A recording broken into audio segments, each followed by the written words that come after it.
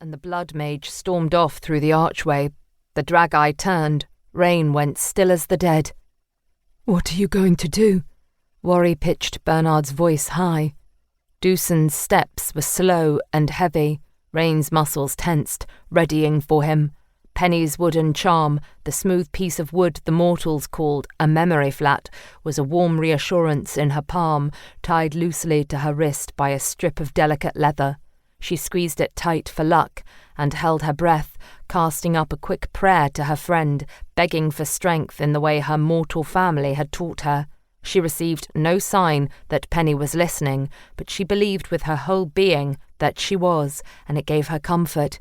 Dewson stopped by her feet, looming over her. He kicked her boot. She kept still. He rounded on her cautiously, his steps grinding against the rocks loudly. He planted his bulky boots by her head.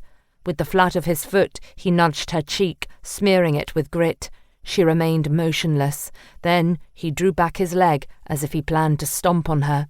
As he shifted his weight forward, Rain pounced. She caught him off balance, throwing a quick strike at the underside of his knee. Using his weight against him, she wrapped her arms about his legs and helped him fall.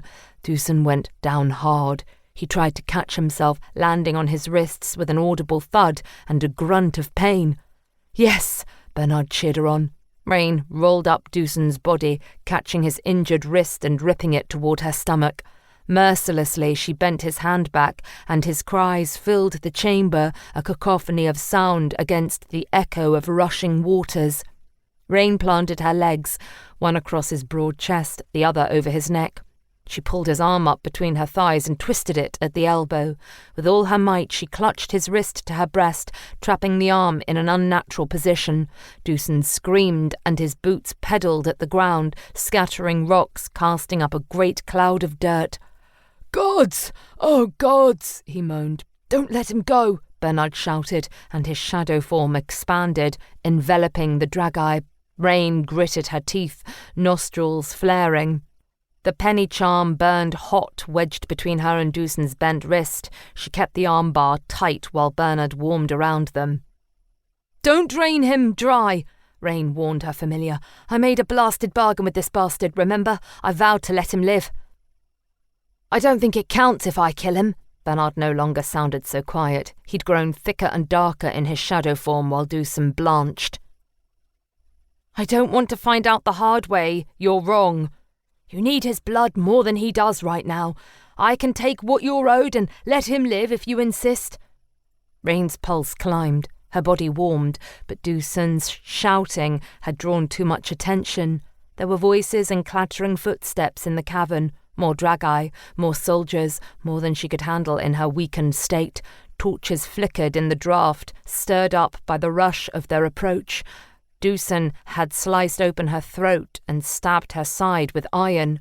Bernard had sealed the wounds, but magic didn't work on the metal and could never cure her fully. As her heartbeat grew stronger, the iron poisoning coursed through her, a molten misery. She was weak and grew weaker with every rasp of breath through her burning lungs. By sheer stubborn will, she kept hold of Dewson, kept his arm twisted at the elbow, kept her legs pinning his wriggling body to the stones.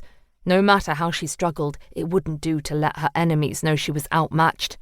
"Come and get me, you sons of bastards!" she shouted through gritted teeth. "My blade craves more of your lizard blood."